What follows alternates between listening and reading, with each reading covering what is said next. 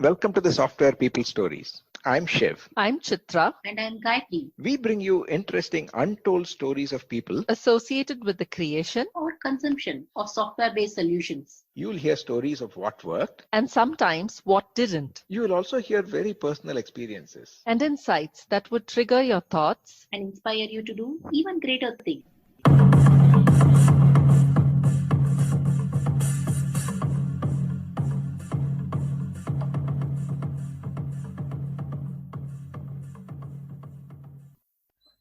In this episode, the next in our series of celebrating women in IT for the month of March. We have with us Sushma Joshi, Employment Engagement Leader, D&I Leader, and a storyteller, and Jacintha Jayachandran, author, coach, advisor, and founder of Transcendix LLP, and a trustee for HopeWorks Foundation. Two amazing women who have worked in tech for over 20 plus years in roles supporting and partnering core tech business in communication and HR respectively. They share their stories of how it all started for them and how they related to, worked with, or were stumped quite often with the tech world. They talk about crafting a partnership-driven approach with business and engineering by being powerful collaborators and keen listeners and charting alternate career graphs. This episode is hosted by Gayathri and Chitra from PM Power Consulting. It was quite a ride for the four of us and we thoroughly enjoyed recording it. We hope our listeners do too.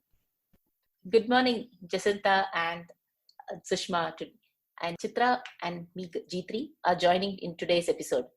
Thank you so much for your time.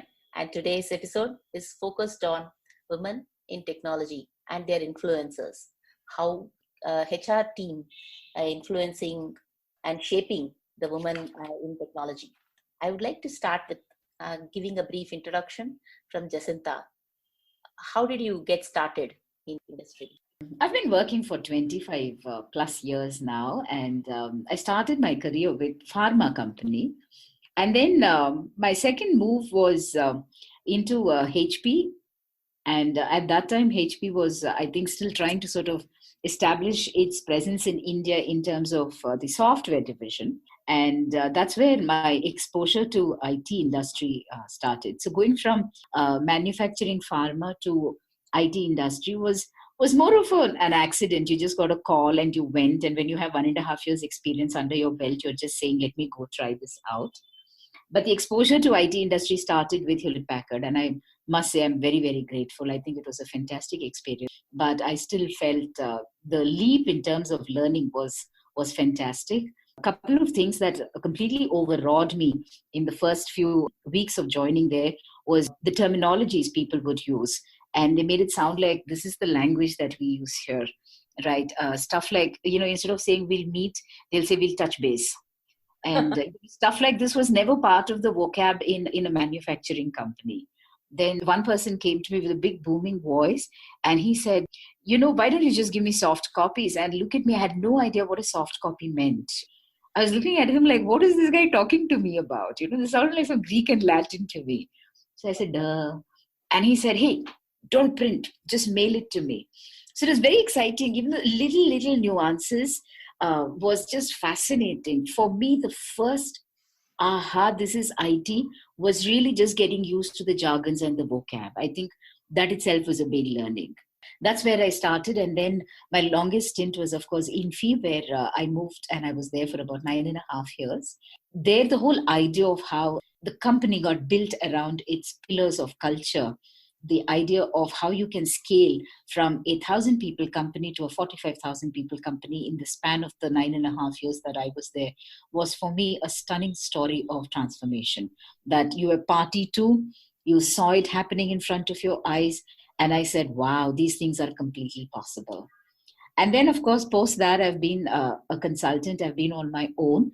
And I headed OnMobile Global as its head of HR for 3 years post that. And after that, I've been an entrepreneur. So the first 15 years of my corporate life was really into IT industry, from telecom, VAS in OnMobile to IT services those were my exposure to industry as a part of a HR team. And I thought I got a completely beautiful perspective being in the system and yet being outside of it in some ways, to be able to define processes and systems.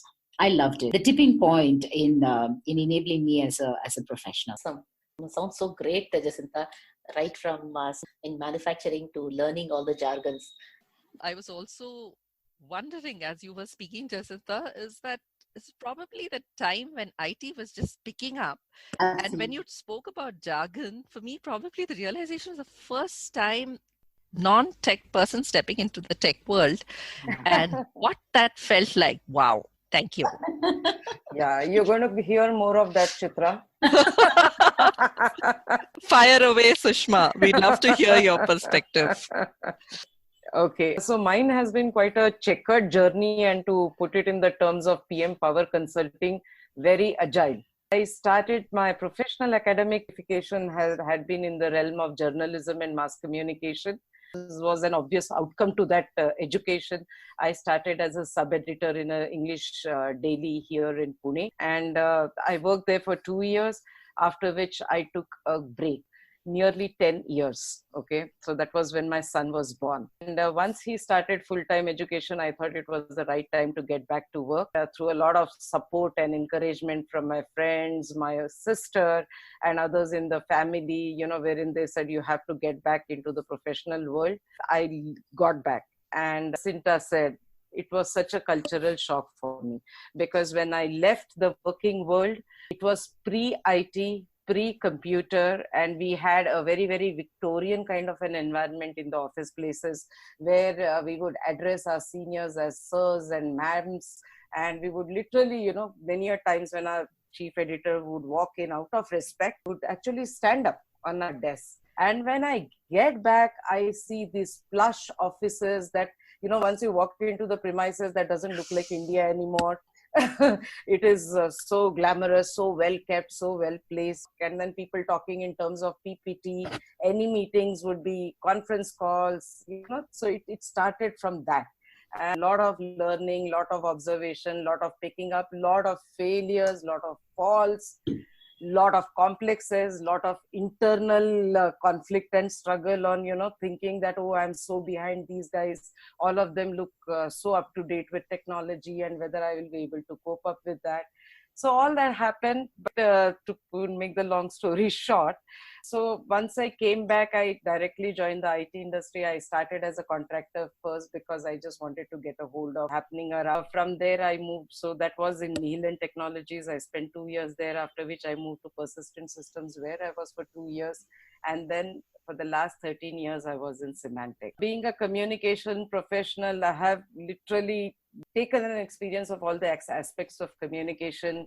So when I started as a content writer, the contractual part. So that was completely focused on content writing, doing content for websites, content for collateral required of the organization.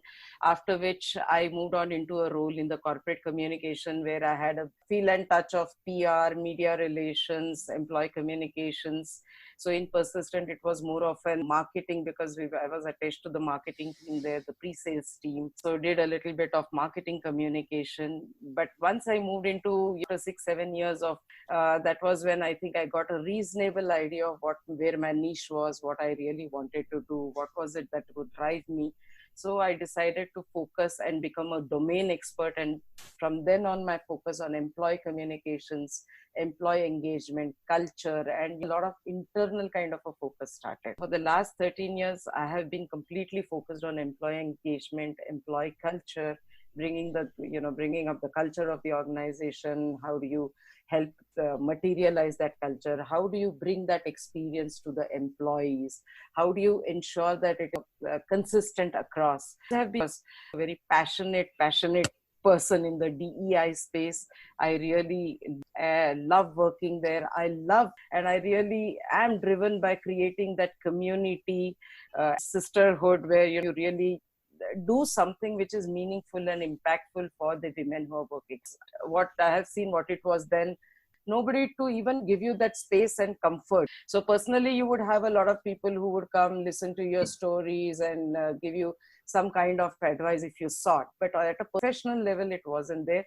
And I think that is what drives me to fill in that gap and be there in the DEI space. So I'm quite active there. Volunteering is something that excites, and I do a lot of that. Fantastic, Sushma. I think it gives me a great pleasure to also see a senior professional after a 10-year break. This is a very great thing to hear for all many women who are coming back to work in using a lot of the supports that are available today. Definitely, there is a lot more change that has happened in today's generation. In fact, Gayatri, I can't seem to think of a more super start to the recording of this episode. I can simply feel the energy that's going around in this conversation. A question to both of you, Jacintha and Sushma. So what has it been like working with folks in technology? Okay, maybe I will take that. Fundamental difference that I felt was one, in manufacturing company from where HR is seen as policy maker. The role is one of governance and control. It was when I shifted into IT that you realize that the role is much more broad-based. The expectations are very different. And in so many ways, do you know, it's a role of great disdain. HR is the department everybody loves to hate in some ways. You know, Are ye log aa gaye yaar. Now they are going to push us to do some interviews. They are going to push us to do some performance appraisal. They are going to push us to attend birthday bash. So fundamentally, we were looked at this force that is pushing you to do things that you probably are not very inclined to do right now, though it could be critical for building the business. And one of my first areas of dissonance or disconnect was, why do people in IT really not like HR, though they like me as a person? You know, HR meant, you know, all the frustration seemed to come out of them when they dealt with you.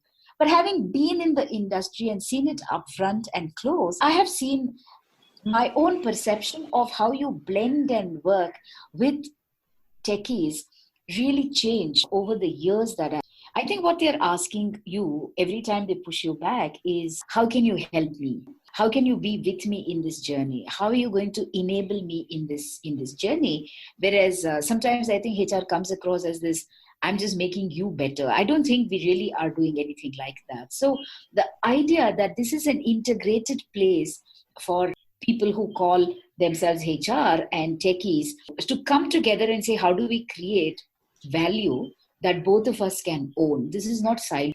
And to me, that exposure came when I started working in Infi, because we worked on processes, systems, people, conversations around culture, employee engagement.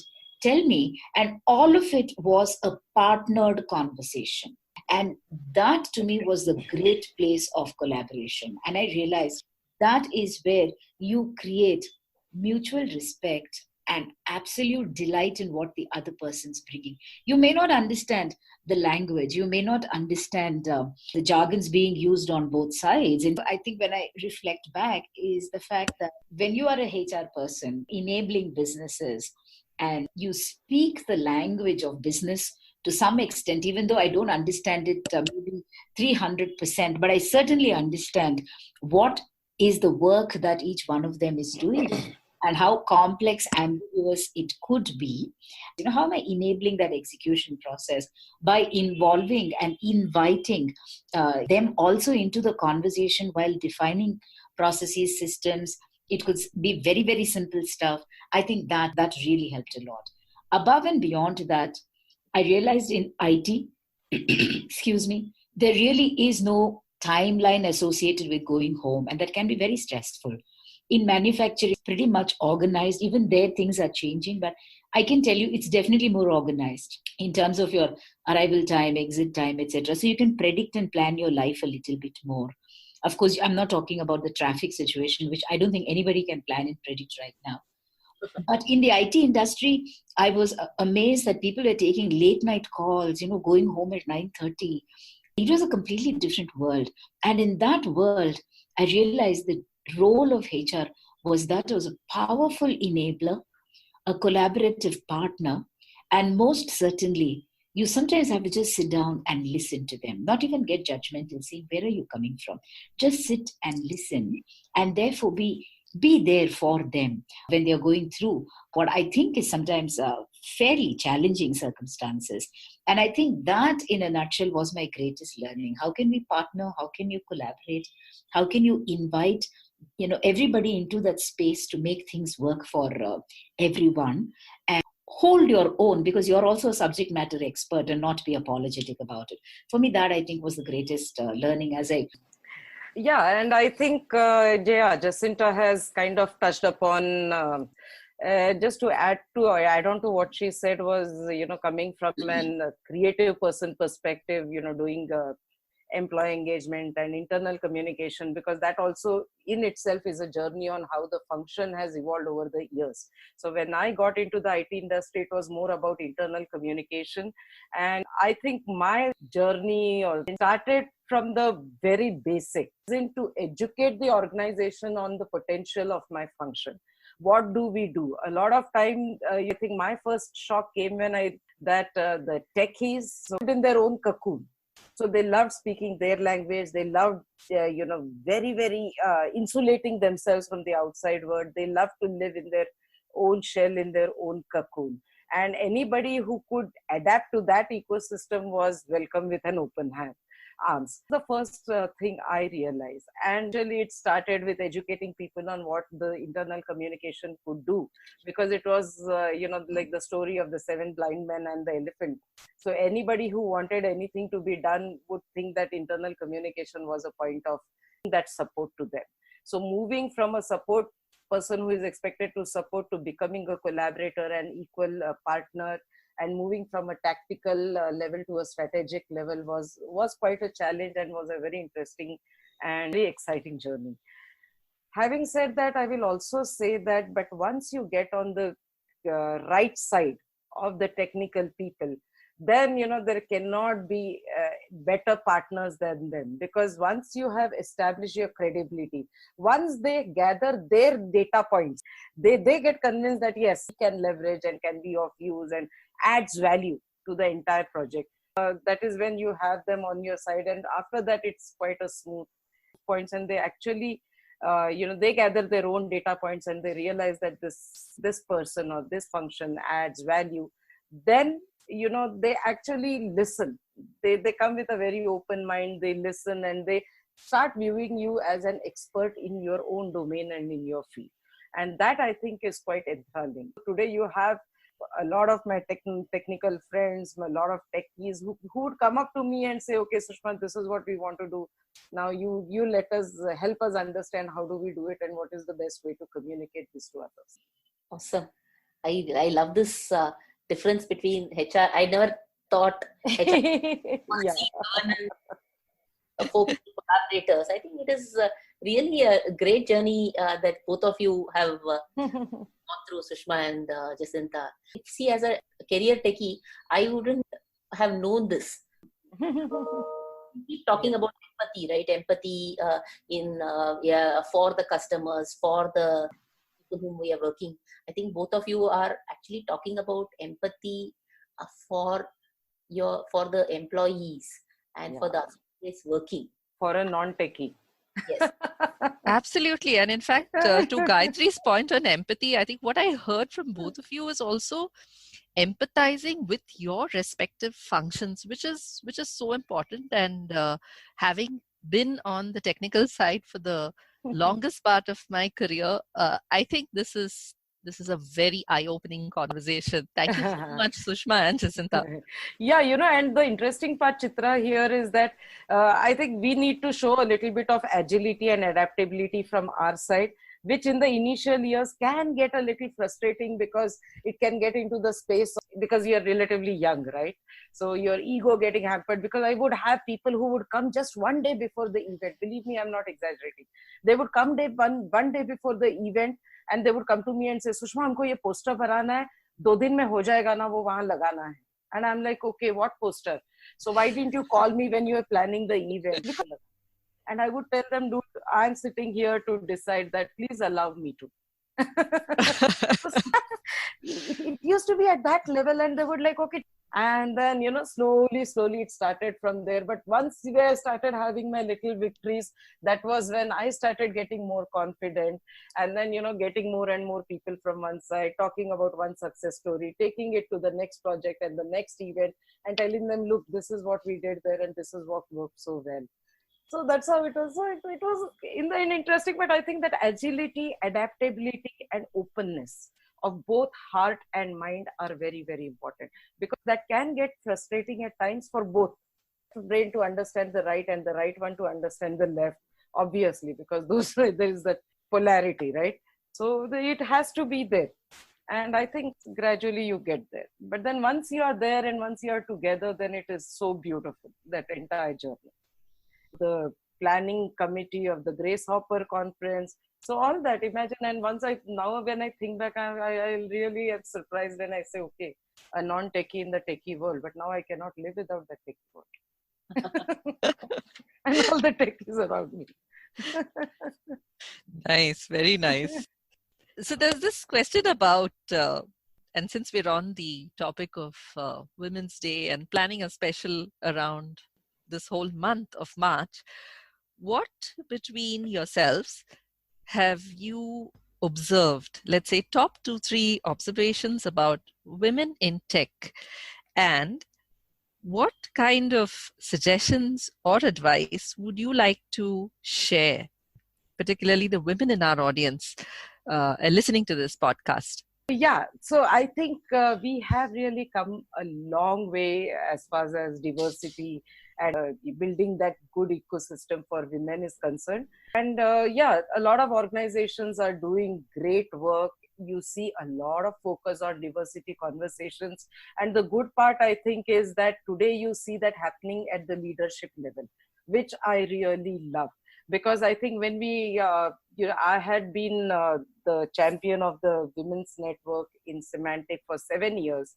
And I still vividly remember that when we started, again, the same story.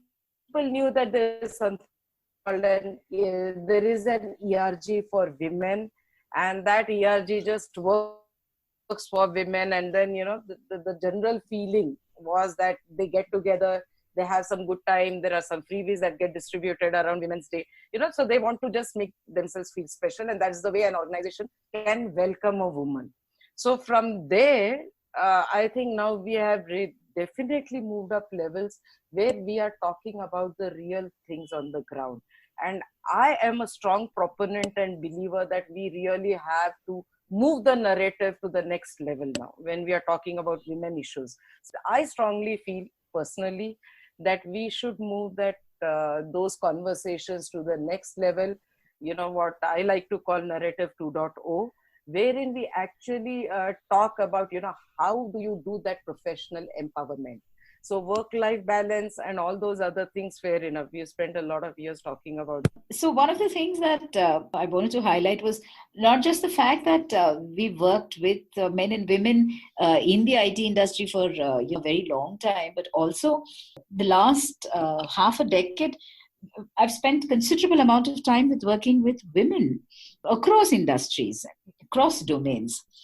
Sushma was saying in the earlier part of the conversation, is there a need to change the narrative and bring out 2.0? We've done a lot of stuff around career start, restart, etc., etc. What I'm thinking right now, and that is something that I'm going to write about, is that how do we enable women to do something called as career pacing in order to preserve their careers? I think we do not, in some ways, appreciate the fact that the complexities of a woman's life are definitely far more. True that the nature of her persona in some ways, and of course her need to be a professional who is gold class, I think there are very many complexities coming into this place. And therefore, can we talk and can we look at how we can enable every woman out there to pace her career? Let me also talk about it from the context of where I'm coming from right now, right? I do believe this is not about a race for a woman. This is not just about going and breaking the glass ceiling. but really about enabling her core strengths to be able to elongate her career, to be able to deal with the multiple challenges that will come during. There are going to be time when she's probably going to step back, because traditionally the role of a caregiver is that of the woman. She owns that space and she really loves that space, though she might get stressed at various points in time. And her energy, therefore, is not going to be unlimited to do everything, as much as we would love to put all these advertisements about the woman being the person who can sort of just sprout energy every morning to do some 100 different things. I don't think we are sensitizing her and the family and the society at large to be sensitive to the fact that she's a human being first and foremost, and that her needs and desires are as important. And it's not just about work and life. So every time we ask women, through the many research attempts we have done, what is work life? Work means it is something outside of me, right? This is about others, my workplace. Life is really about all my family members. And we always ask them, in all of this, where are you? Where is your journey? And then they're saying, oh my God, I didn't think about that. And you will be amazed that in a 6-month leadership training program for women exclusively done, one of them on the last day comes and stands in front of me with tears in her eyes. And I was like wondering, why is she even crying? Was the program that bad? What did we do there? And she looks at me and she says, Jacintha, after going through 6 months of training program, one decision I have made, and that is to create space for myself in my life. And so this whole idea, or a binary, that there is work and there is life, I think itself is passé and dated. The second element that we really need to look at is, are we enabling the woman to preserve her career by talking to her about pacing her career? This is not about a break that she's taking, but she is pacing it right, because there are energy requirements, there are expectations from so many places, including herself. And she is going to be most sensible in trying to pace herself in this journey, and therefore create a career preservation and a self-preservation mechanism that I think must be far more holistic. The third one is, a woman in her 50s goes through tremendous changes because of menopausal issues and all of them. And when I speak to a lot of people who are at my age, which is around the 50s, and to a lot of other friends, I hear a lot of them having these issues about, I think I've been there, done that, now I think I have to quit. But what happens after that is that you're hitting the empty nest syndrome, which could be even worse. Whereas a woman who's really, gone through the motions and now has children who are adults and taking care of themselves, and has gone through the physical part of menopause, etc., could actually be ready to run for the CEO's role far later than probably somebody else, and be very effective at it. I don't think we are trying to explore many of these things because we constantly harp on the race. I'm saying pace your journey. And I believe that is the way the woman has to move ahead. And last but not the least, last week I was conducting a training program for women, and about 16 of them were there. It's very interesting as we go through the conversations. And I realized it is not about work-life balance, but it is really finding your space between your quest, and your quest can be different in various aspects of your life and at various stages of your life, especially for a woman, and the many questions that you have around it, right? People will ask you questions and you might have your own questions. So trying to find that space between your quest and the questions, I think, is really the narrative that we need to empower the woman to talk about. And it's not like empowerment, it's really just enabling, facilitating, and seeing how we could support each other in that journey. I think that would be my take on, what is it that we can do for ourselves and support other women as we move ahead. Thank you, Jacintha. I think it was very well put. I love what you're saying about create a career pacing. In fact, the next Anita B meetup that we are having a talk about career anxiety and career pacing. So pertinent conversation around how do you give time for yourself and the space between. Sushma, we kind of had part of your conversation around creating a narrative 2.0 and ensuring that having that engagement across leadership as well as freshers. You want to add more about what are your observation with women in technology, Sushma?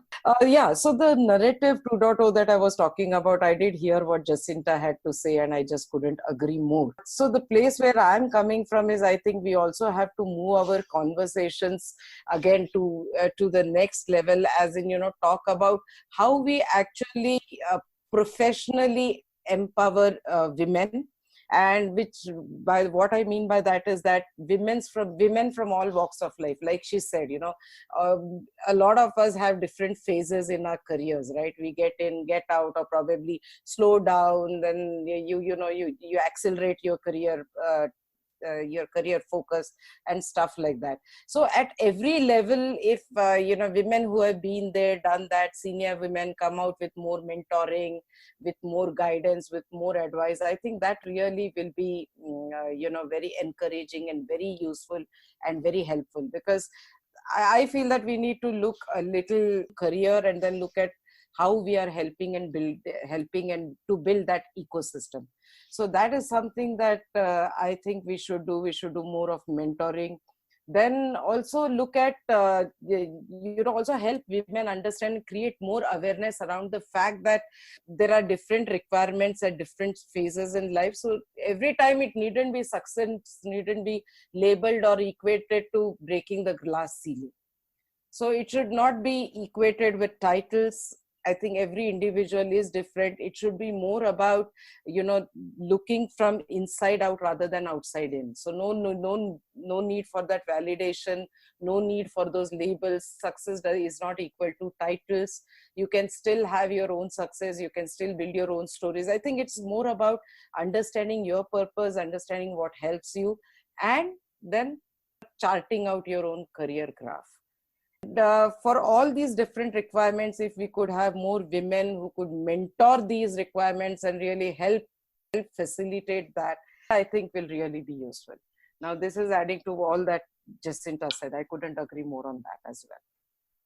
Thank you. Thank you, both of you. In fact, Gayatri, I'm seeing at least 5 follow-up episodes for some reason between Jacintha and Sushma's narratives and advice and suggestion, and so many points coming up. It's almost a jam of ideas, thoughts that are going on in my mind right now. So thanks so much, both of you. I have one question for each one of you, and I simply picked it up from the conversation that just happened. In fact, Chitra, I'm sorry, but if you may allow me to interrupt, because otherwise that thought will go out of my mind. Please go ahead. Please go ahead. Some interesting anecdote that I would like to share. In fact, Please Chitra, you have been instrumental, I don't know whether you know or not, for inspiring me to take a different path now. Really? Yeah, because I remember, I don't know whether you recollect, but remember we had a conversation in Grace Hopper, and when I was asking you that what if you hit a plateau, and what if you really decide to make a shift in your track? Instead of following the usual career track, what if you really take a break and then decide to get back again? So you take that pause, think through, introspect, learn, understand what you want to do next, and then take the next move. So I remember at that point in time, I think you were taking this break and you were doing, I still recollect. And that really encouraged me to do that. And in fact, now I'm in that phase where I have taken a break. Wonderful. I mean, what are the chances of something like this coming back, right? Exactly. So that is exactly what I want to emphasize. And I really want to, we could get more such examples so that women get that courage and do not just think on the beaten track, because there again, we are having those things like we are equating it to what retire as a director or a VP in these many levels. Can I boast of having a successful career? No. If you are happy doing what you are doing, if that is adding value, you are creating an impact in the society. To me, that is a greater success. You could do that as well if you are so focused and if you really like doing that. But a lot of time, in fact, I see a lot of women torn between this. No worries. And thank you. Thank you so much, Sushma. It's very kind of you to have remembered that. Jacintha, would you just like to add something onto that, or do you have a different perspective on it? I think I sense that you have something around so-called definitions of success and what lies therein. I have, See, these last contain so much meaning. Go ahead. I don't know what success is about, honestly.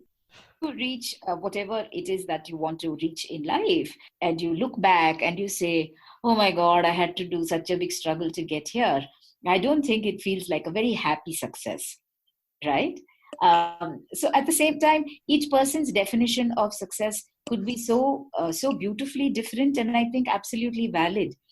Therefore, for me, success, as a term, is something that I think has many meanings, many paths, and we should be all mindful and respectful of it.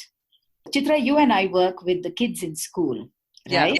Yeah. When you deal with, I was there on the day we had organized a program where we had invited someone to come and talk to the girls and their parents about what kind of higher studies can the kids opt for, and give them some kind of an orientation to it.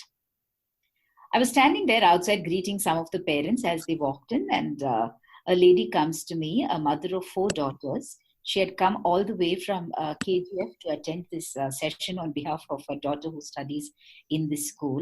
Just before leaving back after the session, she just held my hand and she said, happy I came. I feel that my daughter has somebody to help her in making these decisions, because I don't think I'm qualified. As we continued the conversation, she said, Amma, I found it so difficult to come today. Throughout the night, I was beaten up. And I didn't know if I could really even board the bus. I just borrowed some money from my neighbor to come here. The last part of the conversation, she said, I'm going back feeling very happy that at least this girl out of the 4, if she listens and she, really, understands what you all are trying to do, etc., and studies well, I think she'll have a better life. And she had this big smile on her face. And to me, that meant success to her on that day. The feeling that her child probably has a better option in front of her. And in some ways, that is going to be the bit that she has contributed to. You could see that as a mother, as a woman, I think as a parent, she was just really delighted that day. And to me, that can be as much a measure of success in the lives that we lead, as much as probably occupying the corner office somewhere. Yeah. Right? Absolutely. And her courage in dreaming, dreaming that world for her daughters, something that probably she wanted to do and she couldn't. That itself, demonstrates so much of courage and so much of success. Absolutely. And therefore, I feel that these are some of the stories, because they will open up a lot of opportunities for women. Yeah. And fortunately, we are space today in such a beautiful space where you can just pick up anything, at any point in time, and actually pursue that. And the good part is you really have people to look up to who have done that, transgress the journey to some extent. So a lot of those examples. And I think senior women in the industry who have spent a reasonable number of years, we need to create that kind of an ecosystem, bring to surface such examples so that people really have a lot of guidance. That really would be the driver for me to do a lot of DX. Couldn't agree with both of you more. Any thoughts coming from you, Gayatri? Extremely powerful story, and it will stay with me for a long time.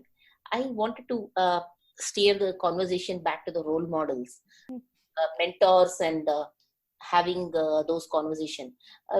Sushma, you and I are part of the being a community lead in Anita B.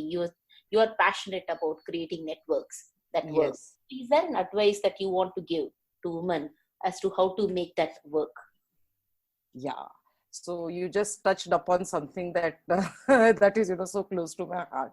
That's because I have lived this, and I have actually personally seen the benefit of this. Networking, I think, is really very, very important, very critical.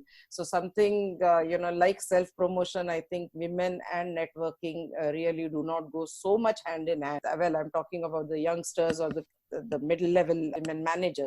I feel that networking is really very, very critical to your career progress, and not only to your career progress, but even to your progress as an individual, because there is so much that you can learn when you meet people, when you share experiences, when you know each other. There is so much of confidence, innate confidence, that gets built into you when you really learn the art of having those conversations with people whom you may not know.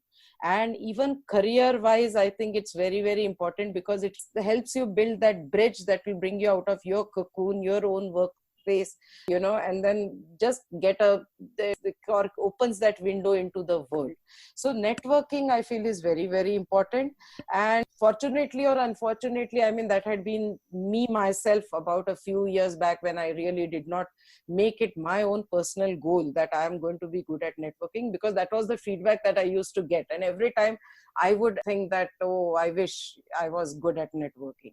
And at that point in time, to me, networking meant spending a lot of time, your personal time over the weekend, sacrificing this time to go and attend some event, or probably be at a forum and, be at a conference and something like that.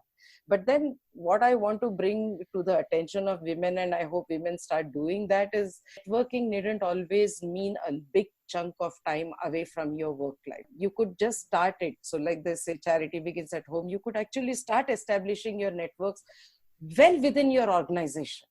Yeah, and what I mean by that is start participating in site activities, start participating in activities which are away from your own project. So there are a lot of ERGs that many organizations have in today's time, the employee resource network groups. Start participating in those, attend those sessions. So every time, whenever you're getting out of your workspace, it needn't be with a very specific purpose in mind. So what I mean by that is, if I'm getting some time away from my day-to-day work, it needn't be just to learn something new. Sometimes it can just be agenda-less. It can just be with the purpose of meeting people, trying to get to know who are the people with whom you're working, trying to get to know your ecosystem better. Those are the first few steps that you can take, in perspective of networking. And I think gradually then you start building those networks, and eventually realize that these networks become so empowering. They can open up so many prospects and potential for you. I really feel very strong about networking, and I really feel that networking always doesn't take away that kind of time if you do it properly, strategically, in a well-planned way. So try and become a part of some forum, try and become a part of some professional group, because that is the good way for you to get inroads into this art of networking. Believe me, networking is not about how many connections or contacts you have on your LinkedIn profile. Networking is not about how many visiting cards you gather in a conference. I think it's all about building relationships and getting to know people, getting to know them better, having those kind of collaborative relationships where you give in something, you receive something from people, and actively participating, growing that. Well said, Sushma. Very well said. Yeah. Thank you. Thank you, Sushma. That's a very nice narrative and perspective around networking. So, Jacintha, one question for you. I think we have time for one last question before we start winding down this conversation. Mentioned your opening statements in this conversation were around terminology, language, and vocabulary. I know that you've recently jointly published a book on the right kind of words to use. What would you like to leave our listeners with in terms of what is the kind of vocabulary that people, and women in particular, can adopt to change narratives, or perhaps look at the world differently and themselves? Chitra, thank you for talking about my book. It is just so exciting to even think that we've published one. So I think that is fascinating in itself in so many ways. But these would be the things that I would like to talk about. There's a lot of buzzword that goes around everywhere, around everything, right? Including the idea of women, careers, empowerment, etc. And these have been, I think, some of my own learning. I looked at my own evolution and that of many, many friends and colleagues. One of the first things is know your niche and build your niche before you even talk about building your brand. Okay, I think it's very important to know where you are so significantly better and different and how good you are, right? I think that is really the key thing, because once you do that, I think the brand story gets built from that. The second one, Sushma spoke so beautifully about network, and I truly believe you should know and build your net worth with a lot of relationships, a lot of friends, people whom you can reach out to, people from whom you can learn. You're part of those many collaboratives, and how can you just be there for somebody else? The third one is really how compassionately self-aware are we? Not judging ourselves, not saying, oh my God, I didn't do this today. No, my God, I couldn't do that, or I couldn't accomplish this. I think sometimes it's very important to be compassionate with ourselves and truly look at ourselves as people who are doing, a phenomenal job of all the stuff that we are attempting in life. And last but not the least, I would urge women to be really boldly about. When we did the session a couple of days ago, as I was talking about on Friday and Saturday, a lot of women, broke down during the sessions, narrate, what they're going, through in life. And by the way, all of them are very positive. Many of them really happy tears. But the fact that you're expressing your emotion, right? You don't have to hold it back and become somebody else in order to appear like a person who's always in control. Because a lot of these are myths. These are really stereotypes. And to conclude, I would say, challenge the stereotypes in every way. Even the recommendations that come your way, challenge it and see, because there could be a completely different layer that is going to get peeled, a completely different perspective that will emerge, a completely different story that will be powerful, and a completely different narrative that might change the world. And I think for me, that really is the journey. Let's sit down today as we go through all of these things and try our very best to be our very best. I think it's also important to look at, constantly question, challenge, and be ready for new things that emerge in front of us. Lovely, Jacintha. Thank you. Thank you so much. Thank you. Gayatri, over to you. I'm speechless, really, literally. I'm enjoying this conversation so much. I would like to thank Sushma and Jacintha for this. I can talk for us together as a forum, because we are so like-minded in our approach as well as how we look at life. Any other thoughts from you, Sushma? So two things, that I would like to emphasize on. One, I think, is authenticity. Very, very important. I mean, all of us need to be happy in our skin. We may have our flaws, but at the same time, we also have our strengths. So let's leverage that. Let's be empathetic, understand each other, and respect each other as unique individuals. So I needn't sound like you, I needn't look like you, but whatever I am, I should be happy in that space. So that acceptance has to be there within me, to know what it is, understand what I am, and try to make the best of that. So that, I think, so while I do that for myself, I should respect that in others. So that is something that I really feel very strongly about. And the second thing that I would say is, I'm realizing currently, to follow up on what I said earlier also, is that I think pause is as important as speed, both in your personal and professional life. Because many a times what happens is we just get pushed into this rat race, into this ever competitive world, which is made to look so glamorous, which has so much of sheen and shine. Yet I think somewhere down the line, we need to take those regular pauses just to sit, understand, introspect, try to see where you want to go, what you want to do, where your heart and your mind is. Then if required, take course correction or get refreshed, revitalized, and then move on with more vigor and with more speed. I think pause is as important, like we say in communication, listening is more important than speaking.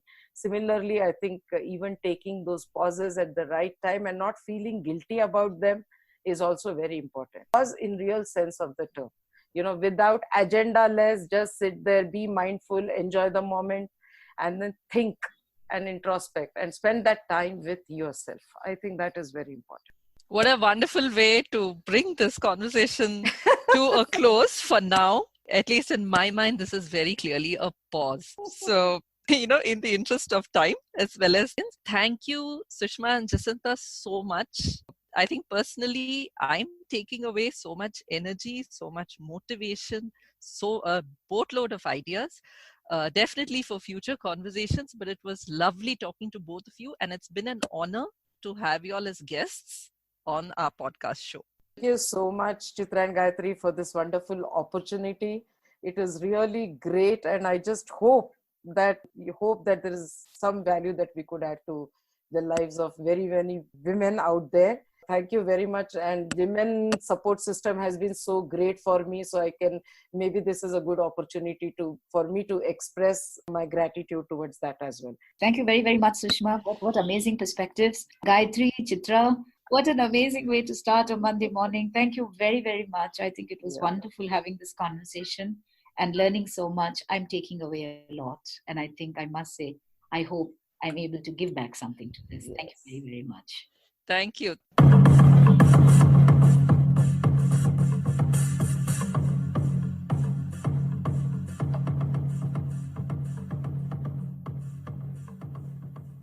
We thank Siddharth for the music and Malavika for promoting the Software People stories. If you like this episode, please subscribe on your favorite podcast client and spread the word in your network. If you'd like to share your story, contact us at podcasts@pm-powerconsulting.com.